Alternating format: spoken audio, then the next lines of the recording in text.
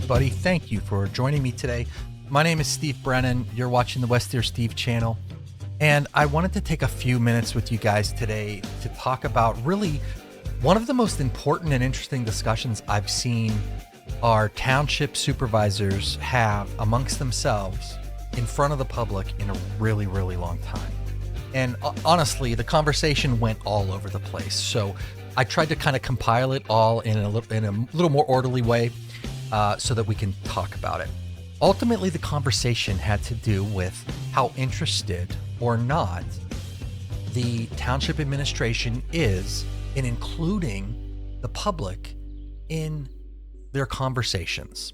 Because over the past year, and probably longer than that, there have been regular monthly complaints about agendas being especially vague and public comment being too restrictive about discussing these items. So I put together a little problem statement, and we can just kind of compare all the discussion that happens after this to this one specific problem statement and just kind of see if it helps solve our problems, right?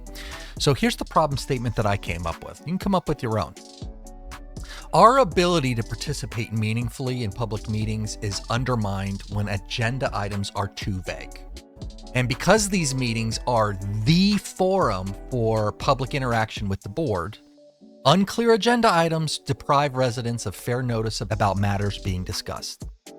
So when this happens, the public loses its opportunity to participate in the conversation before some sort of action occurs. So this is the time where our input, the public's input, matters the absolute most, right? So we're trying to solve that problem. The public wants to be heard and they want to be a part of the discussion of these items that affect the township, that affect them, their items, and they feel like they're not being invited into the conversation, they're being talked at. All right, let's get started. So the first couple of clips, they're going to be a little muffly, I'll tell you right now.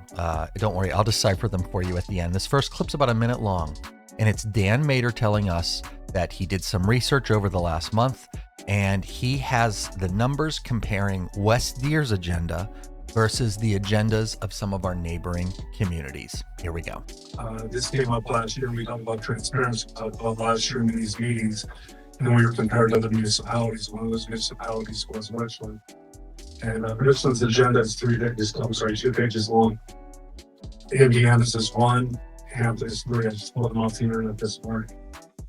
I came to two municipalities before working in West Deer Township, and our agendas were never longer than 2 pages long. When I got to West Deer Township, and I say this in a totally joking way because it's funny when it happened.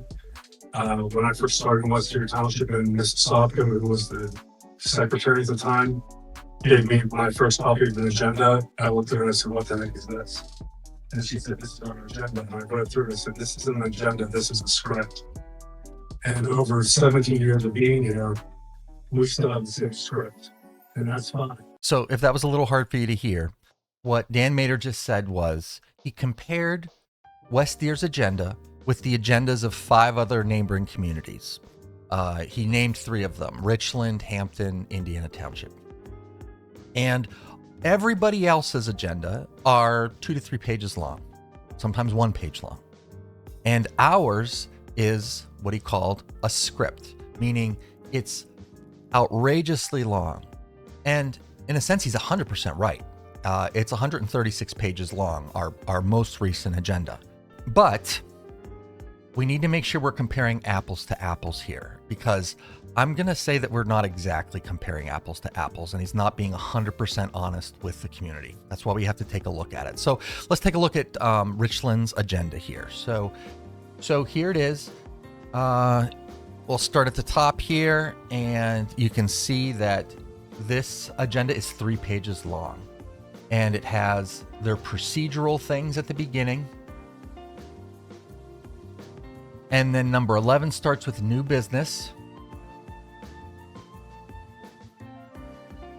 Then we get into old business, and then the procedural stuff to end the meeting. All right, that's their agenda. And let's take a look at our agenda, right?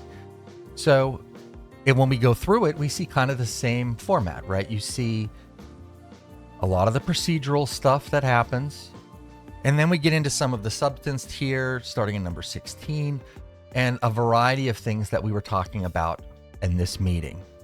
So why is our meeting agenda 136 pages? Well, for a couple of reasons. First, because they add a bunch of stuff in that is really great. All their bills, they pile in here and append that to the agenda for us to see. But also what's in here is just the procedural stuff that they go through to get through a meeting. I do not consider this part of the agenda. I consider this literally the script. So when he calls it a script, this is why. It reads like a script. These are the exact words that the chairperson says. And the script continues, page after page. Attached to the meeting minutes for the regular business meeting of, and then the date. Are there any questions regarding the minutes? Do I have a motion to accept the minutes? It's a script. And it goes on and on and on. All right. After that, they start to attach the bills here, and all of this stuff. I love the fact that this stuff is in here. It's great. But these are not part of the agenda. This is supplemental information for the agenda, right? Because when you go to the meeting and you pick up a copy of the agenda, you're not picking up 136 pages. You're getting one page. This page. That's what they give you. That's the agenda. That's what an agenda is. And when we compare our agenda with the agenda of the first place he listed, which was Richland, you will see every item is more than one line. It's not a paragraph, but it tells you what every single item is. Consideration of resolution number 4 of 2026, authorizing the township to enter into a cooperative agreement with Allegheny County for the county to undertake essential community development and housing assistance activities within the township. And it goes on in more specificity than I am even willing to read right here, right? And you look at ours, adoption, resolution 2026-3, C2P2 grant application. Whose is better? Because don't forget our problem statement. Our ability to participate meaningfully in public meetings is undermined when agenda descriptions are vague, because these meetings are the forum for public interaction with the board. So how do Mr. Mader's arguments correct or address the problem statement? And I'm not sure that it does in any way. And another thing that I've noticed is when Dan is asked to present information to the public and kind of try to sell you on his way of thinking, he has a way that he delivers the information that's kind of a tell. And whenever I hear it, my ears kind of perk up. So he'll start off by telling you that whatever the issue is, he cares about the issue. And then he'll tell you that he has researched it. Then he'll tell you some statistics that he found on it. And then he'll tell you that nothing needs to change. So does that track here? He told us he is interested in our concerns. He researched it. He looked at neighboring communities. He compared the length of our agenda with theirs, and theirs are orders of magnitude smaller than ours. So we're really doing things okay over here and things don't need to change. It tracks pretty well. And I can show you an example of when we saw this before, and this was just last year. You might remember him talking about why he doesn't believe that live streaming public meetings was a good idea. Listen up. As everybody here has heard, we had numerous residents come up and speak in favor of live streaming. I'll be honest with everybody here, this is relatively new to me, and I know what live streaming is, but we haven't really done it in the township. What I've learned, because I've been researching a lot this past month, is there's a lot of pros, there's a lot of cons, and there's even more question marks when it comes to live streaming. Yeah, it's that meeting. And the reason why is when you look across the country at different municipalities, including in this area, different municipalities have different issues that crop up. Some of them have live streaming, it's great. Some of them absolutely refuse to have live streaming. Some of them had live streaming and switched because of issues that cropped up. And some of them actually came up with alternatives altogether different from live streaming, which also takes care of some of the issues that the residents raised. So yeah, the same kind of flow. I care about what you're saying. I did the research. I looked at our neighboring communities, and it's better not to change anything. Yeah, so just keep that kind of thing in the back of your mind as you listen to Dan talk going forward. Let's continue. For example, this excuse me, but when there's number 16, sudden cardiac arrest presentation. I'm wondering, what is it? The train? Just online it says award presentation to various first responders. It just a sentence that describes that. I think that's what it's a delicate balance, because you're right, Dan. You don't want every item become long debate. So for telling it, it's a very delicate balance. But when we look at this sometimes, it's not clear what's the issue. Again, still a little muffly, but Supervisor at Large, Vince McCurry, stepped in and he said, hey, you know what? It is kind of hard to follow, because I looked at the agenda and there was an item about a cardiac arrest presentation, and I really didn't know what that was about. But if it would have said that this was an award presentation for first responders, then I would have kind of known what it was about, and you kind of know going in. Well, this is where the cracks are just starting to show, in my opinion, in Dan Mader's world. Because up to this point, he's always had the support of the majority. And he can always, no matter what he thinks or says, he can always lean on the fact that he knows that he has the support of a majority of people on the board. Vince McCurry, honestly, I've been really impressed with his contributions for the most part in these meetings. And he's saying what we're saying. We think you're working hard, Dan, but while it may still be a 146-page agenda, it is, in our mind, still kind of hard to follow some of these items, so we don't know what we're talking about when we step up for public comment. It's called public commentary for a reason. It's not public question, not public debate, it's public comment. Ah, classic. You may talk to us, but we will not talk back to you until such time as your time is up and you go back to your seat, and then we'll talk all we want because you're not allowed to talk back. The public loves that. If anybody has a question, they have 28, 29, or 30 days before the meeting to bring it up to the administration or to the supervisors. Right. We had a whole month to talk to you about the things that you just presented to us on the agenda 5 days ago. And again, and I'm not criticizing anybody, but Mr. Huffman asked a question and we never answered. But this agenda's been on for 5 days. Yeah, because Mr. Huffman came up earlier in the meeting and said, hey, why are we filling a position for a job that was never posted? And he had a little bit of WTF energy, and that kind of rubbed Dan Mader the wrong way. And what do you know? The question just hung out there and never got answered. People can find out that information prior to the meeting. To ask a question on the spot at the meeting, what are you trying to do? Well, partners are saying, it's in the, as we revised the budget because we felt this was a strong need for the community to bring in a workforce. Right? Like that's. I'm right in the middle of both of you guys. I agree with you. Yeah. I agree with you. It could be a little bit more. If I'm frank, what the heck? This is the same amount of people right there. But I agree with you also. I think we could. It's a delicate balance. It's just a little more of a description on things. And if somebody just common courtesy, I'm not saying anybody's being disrespectful, but if someone asks us a question, we should answer it. Like, how much is that? Like, we know, we have the answer. This township's growing. This guy brings 40 years of experience at road foreman, yada, yada, yada. Like, we have the answer. Why not give it to him? So, Vince, I think the big changes that we've seen in the last 4 years is there's been a minimization on public input.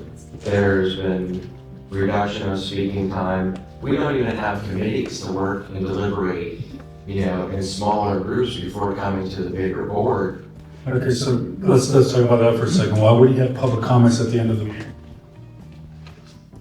If somebody had a public comment when they walked in these doors that was non-agenda related, why couldn't they ask that at the beginning? And if they had a question about something on the agenda, why couldn't they ask that? Because they can't talk in the middle. Like, we don't open this floor up for every Okay, line item. but it's like what I said, why, are they gonna comment on a motion you already, not a motion, but a vote that the board already took? You know, a question of clarification? Yeah. Yeah, sometimes we do. Sometimes we want to comment on a motion that you've already voted on.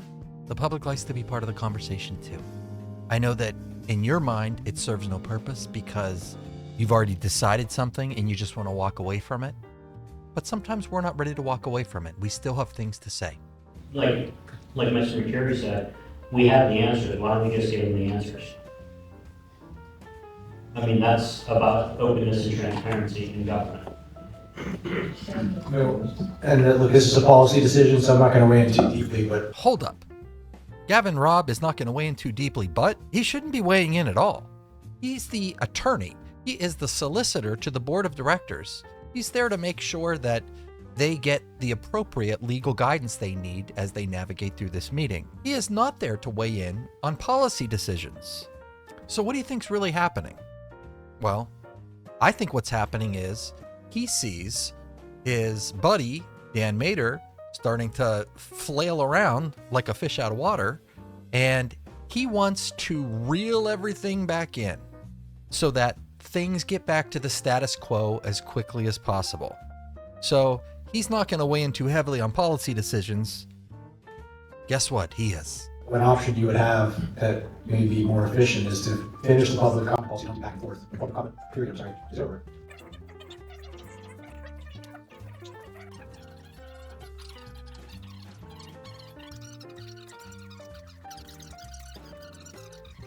I think that, so if we tell them what we think they wanted to know, but that wasn't what they really wanted to know, now they can't. And there's no follow-up. Like, their 5 minutes is done. I mean, there's 5 elected supervisors in this township. Oh my God. Yeah, They elected you to make these sorts of decisions. So the general Because you're consensus explaining what it is that you're trying to accomplish. You know, you don't necessarily have to answer every piece of everybody's question. You're up here to do your job and own the township, right? So I do, but if it's new information, like, I might have a question, I want some feedback, like, to help me make a decision or to provide guidance to our township departments and township manager. It was just a suggestion. You can do whatever you want. So, yeah, we have Gavin Robb saying a whole lot of stuff when he's supposed to be sitting there quietly because he is not one of the supervisors and should not be weighing in on these types of decisions at all. And the other thing that I noticed is Supervisor Fleming, who contributed nothing to this conversation, which in and of itself was kind of disappointing because I want him to be a contributor there. He represents my district and I want to know what he has to say. I want him to throw his weight around based on his own personal beliefs. So I encourage you guys to go back, watch this again, and weigh every statement that you hear somebody say against the actual problem that we're trying to solve. So get to know that problem statement in your head, or whatever the problem statement is to you. Listen to their words. Are they addressing the problem? Or are they avoiding the problem? And I think we saw a little bit of both in this exact same meeting. So stay tuned. I have a lot to talk about when it comes to transparency issues in live streaming. They talked a lot about that, but it's too much to get into in this video. So look for that in a day or two, and we'll get back together and talk about that when that drops. So appreciate your time. Take care, y'all. See ya.